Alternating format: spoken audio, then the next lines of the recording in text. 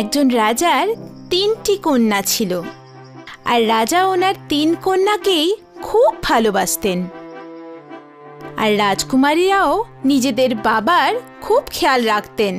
একদিন মহারাজ, মহারাজ, শত্রুরা আক্রমণ করেছে আর গুপ্তচররা সন্দেহ করছে যে ওদের উদ্দেশ্য হলো আপনার কন্যাদের অপহরণ করে এই রাজ্যে রাজত্ব করা। সেনাপতি, তুমি একটা কাজ করো, আমার মেয়েদের জঙ্গলে নিয়ে যাও, আর আমি যতক্ষণ না আদেশ করব ওখানেই থাকবে।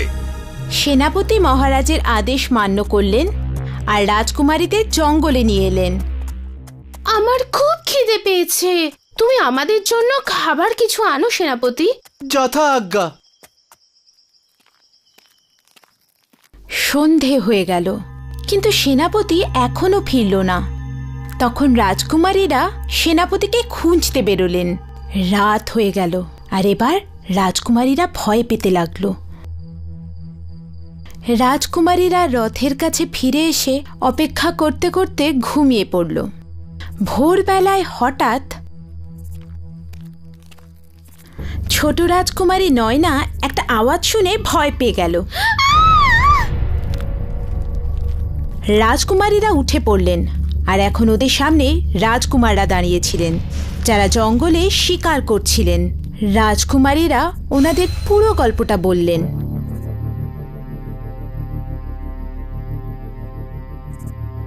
যদি তাই হয় তাহলে আমরা 3 রাজকুমার আপনাদের সঙ্গে বিবাহ করব এবং আপনাদের রাজ্যও বাঁচাবো। রাজকুমারীরা রাজকুমারদের সাথে মহলে ফিরলেন আর মহারাজকে বিয়ের কথা বললেন। এ তো খুব আনন্দের কথা যে আপনারা আমার মেয়েদের বিয়ে করবেন, আমাদের রাজ্য বাঁচাবেন। রাজকুমারীদের বিবাহ রাজকুমারদের সাথে খুব ধুমধাম করে হলো। রাজ্যে উৎসব হলো। 1 বছর পরে ছোট রাজকুমারী নয়নার একটি কন্যা হলো।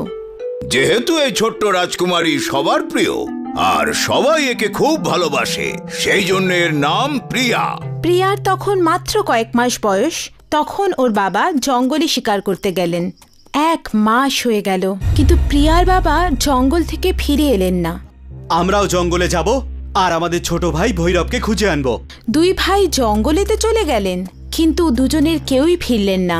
এদিকে প্রিয়ার 1 বছর বয়স হয়ে গেল আর উঠোনে খেলা করছিল। ঠিক তখনই একজন ফকির এলেন। দয়া করো, আমায় ভিক্ষে দাও। নয়না মহল থেকে কিছু ফল নিয়ে ফিরলেন। ফকির নয়নার সৌন্দর্য দেখে খুব আকর্ষিত হলেন আর নিজের রূপ বদলালেন।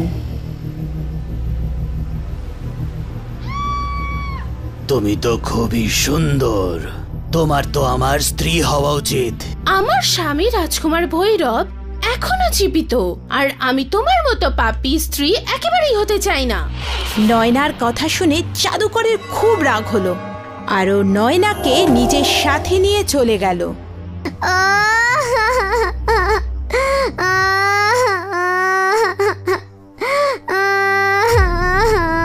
রাজকুমারী প্রিয়ার কান্না শুনে রাজকুমারীরা ওখানে পৌঁছলেন, আর নয়নাকে কোথাও খুঁজে না পেয়ে চমকে গেলেন। প্রিয়ার মাসিরা প্রিয়াকে খুব যত্ন করে বড় করলেন। প্রিয়া মাসিদের সাথে বড় হতে লাগলো। প্রিয়ার বয়স এখন 12 বছর।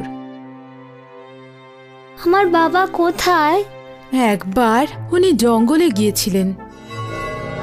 বড় রাজকুমারী প্রিয়াকে ওর বাবা, জেঠু আর মায়ের ব্যাপারে বলল। মা, আমি আমার মা, বাবা, জেঠুদের খুঁজে আনবো। কিন্তু তুমিও যদি ফিরে না আসো তো? আমি 1 মাস ধরে ওনাদের খুঁজবো, কিন্তু তখনও যদি ওনাদের না পাই তখন আমি মহলে ফিরে আসবো, পাক্কা। ঠিক আছে, কিন্তু শুধু 1 মাস। রাজকুমারী প্রিয়া নিজের আত্মীয়দের খোঁজে বেরিয়ে পড়ল। ও অনেক গ্রামে গ্রামে গেল, জঙ্গলে খুঁজল, কিন্তু ওর আত্মীয়দের কোনো খোঁজ খবর পেল না। একদিন রাজকুমারী এক পাথুরে গ্রামে এলো। ওখানে ও এক মালিনীকে দেখতে পেল। মা, আপনি কি আমায় বলতে পারেন এটা কোন জায়গা? সোনা, তোমার এখানে আসা উচিত হয়নি। এটা খুব ভয়ঙ্কর জায়গা। এটা জাদুকর পঞ্চগীরের এলাকা। আমি এখানে আমার আত্মীয়দের খুঁজতে এসেছি। রাজকুমারী প্রিয়া মালিনীকে ওর সব গল্প বলল। তোমার বাবা আর জেঠুরা এই পাথরে বন্দি আছে, আর তোমার মা জাদুকরকে বিয়ে না করার অপরাধে ওপরের কেল্লার কুঠুরিতে বন্দি। আপনাকে অনেক অনেক ধন্যবাদ। আমি এক্ষুনি ওনাদের মুক্ত করে আমার সঙ্গে করে নিয়ে যাব। এটা এত সহজ কাজ নয়। মালিনী রাজকুমারী প্রিয়াকে কিছু উপায় বলল। কিছুক্ষণ পরে রাজকুমারী প্রিয়া মালিনীর মেয়ে সেজে কেল্লায় পৌঁছে গেল, আর সিপাহীদের নজর এড়িয়ে কুঠুরির ভেতর পৌঁছে গেল। নয়না কুঠুরিতে বন্দি।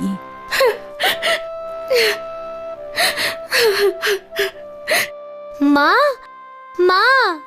প্রিয়া, তুমি কি প্রিয়া? হ্যাঁ মা। তোমার এখানে আসা উচিত হয়নি সোনা। এই শয়তান জাদুকর তোমাকেও বন্দি করবে। একদম নয় মা, কিন্তু তোমাকে আমার সাহায্য করতে হবে। তোমাকে জাদুকরকে বলতে হবে যে তুমি ওকে বিয়ে করবে। তারপর ওর থেকে ওর শক্তির রহস্যটা কি ওর থেকে জানতে হবে। ঠিক আছে সোনা। জাদুকর পঞ্চগীর, আমি তোমার সঙ্গে বিয়ে করার জন্য প্রস্তুত। হঠাৎ? কোনো ব্যাপার না, ধৈর্যের ফল মিষ্টি হয়। হয়তো তুমি বুঝতে পেরেছ যে তোমার স্বামী আর কোনোদিনও ফিরে আসবে না। আমি তোমাকে কালকেই বিয়ে করব। আমার একটু সময় লাগবে। আমি এতদিন শুধু তোমায় ঘৃণাই করেছি। তোমায় জানতে এবং চিনতে একটু সময় তো লাগবেই। ঠিক আছে। তুমি কি অমর? তুমি কি নিজের শরীর বদলাতে পারো? তুমি কি নিজের শরীর ত্যাগ করে অন্য শরীরে প্রবেশ করতে পারো? এতগুলো প্রশ্ন। আমি সাধারণ মানুষের থেকে তো আলাদা, কিন্তু আমি অমরও নই। আমার প্রাণ পূর্বের জঙ্গলে নীলগিরির গাছে থাকা একটা টিয়ার মধ্যে আছে। যতক্ষণ ও বেঁচে আছে আমার কিচ্ছু হবে না। পরের দিন রাজকুমারী প্রিয়া এলে নয়না ওকে সব কথা খুলে বলে। এবার তো আমি তোমাকে, বাবাকে আর জেঠুদের অবশ্যই মুক্ত করব। প্রিয়া জঙ্গলে গেল। ও সেখানে একটা নীলগিরির গাছে থাকা টিয়াকে দেখতে পেল। ওই ওখানে, কিন্তু ও তো অনেক ওপরে বসে আছে। প্রিয়া ওর পকেট থেকে একটা মিষ্টির টুকরো বের করলো আর গাছটার কাছে একটা পাথরের ওপরে রাখলো। কিছুক্ষণের মধ্যে টিয়াটা নিচে নেমে এলো, আর প্রিয়া লাফ দিয়ে ওটাকে ধরে ফেললো আর ঘাটটা মটকে দিল। জাদুকর মারা গেল, আর ওর সব জাদু নষ্ট হয়ে গেল, আর সবাই মুক্ত হয়ে গেলেন। প্রিয়া নিজের আত্মীয়দের ফিরে পেল, আর নিজের মা বাবাকেও। প্রিয়া 1 মাসের ভেতরেই মহলে ফিরে এলো, তাও আবার পুরো রাজ পরিবারকে সাথে নিয়ে। আর এরপর থেকে ওরা সব সময় একসাথে আনন্দে থাকতে লাগলো। হাই, আমি শাইনি। যদি তোমরা আমাকে এভাবেই দেখতে চাও তাহলে এই ভিডিওটাকে অবশ্যই শেয়ার করো, আর হ্যাঁ, এই চ্যানেলটাকে সাবস্ক্রাইব করতে ভুলো না কিন্তু।